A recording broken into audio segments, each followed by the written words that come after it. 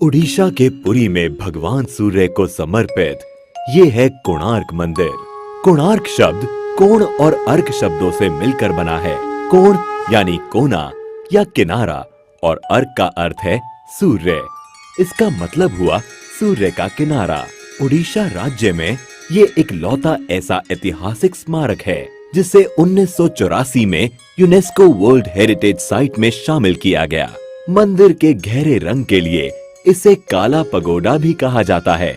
इतिहासकार मानते हैं कि ये मंदिर 750 से भी ज्यादा साल पुराना है, जिसका निर्माण 1250 ईस्वी में गंग वंश के राजा नरसिंह देव प्रथम द्वारा कराया गया था।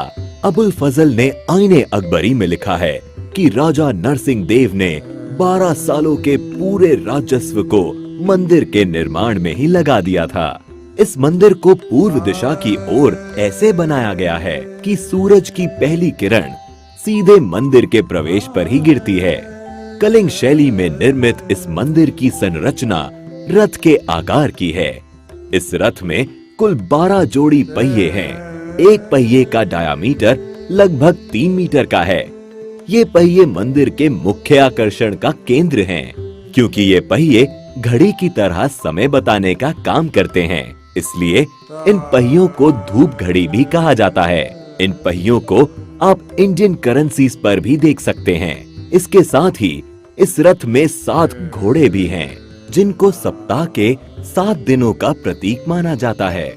प्रवेश द्वार पर एक और चीज है जो सबका ध्यान आकर्षित करती है, और वो है द्वार के दोनों तरफ बनी ये मूर्तियाँ। इन मूर्तियों में सिंह के नीचे हाथी है और हाथी के नीचे मानव शरीर है। इन मूर्तियों के जरिए मानव जीवन की समस्याओं को अनोखे तरीके से पेश किया गया है। यहाँ सिंह गर्व का प्रतीक है, जबकि हाथी संपत्ति का। यहाँ ये बताने की कोशिश की गई है कि गर्व और संपत्ति मानव का विनाश कर देते हैं। माना जाता है कि मंदिर का निर्माण समुद्र के किनारे किया गया था, लेकिन पिछली 8 शताब्दियों में समुद्र से इसकी दूरी बढ़ती चली गई। कहा जाता है इसके लगभग 2 किलोमीटर उत्तर में चंद्रभागा नाम की नदी भी बहा करती थी, जो अब विलुप्त हो गई है।